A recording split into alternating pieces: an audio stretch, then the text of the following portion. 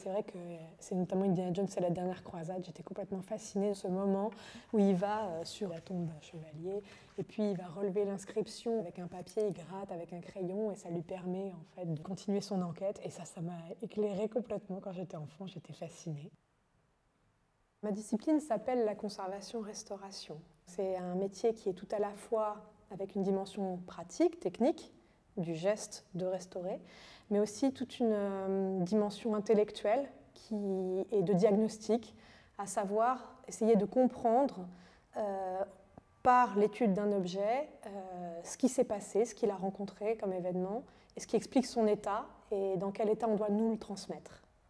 Moi, je m'intéresse aux objets qui ont été retrouvés au XIXe siècle dans les tombes étrusques et qui ont été restaurés, remaniés, modifiés pour correspondre un peu au goût du jour, au goût de l'époque et pour pouvoir être vendus aussi plus cher, tout simplement. Et alors, en fait, ces restaurations qui, en général, datent du XIXe siècle, elles ont été mal considérées. Elles ont été considérées comme des perturbations qui viennent masquer le fragment antique et depuis le XXe siècle, on a tendance à les dérestaurer systématiquement, à les éliminer des objets, sans les documenter ou en les documentant de façon très légère.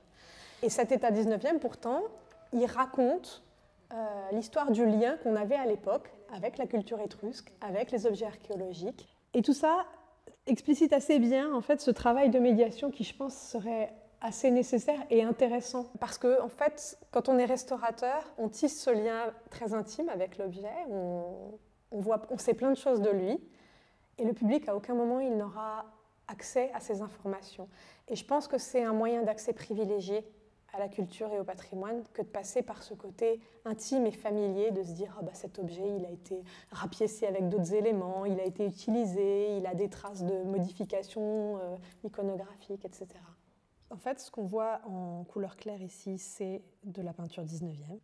Et ce qu'on voit apparaître ici, parce qu'il y a eu un éclairage de cette peinture, c'est la céramique qui est en dessous et qui finalement est entièrement recouverte de peinture.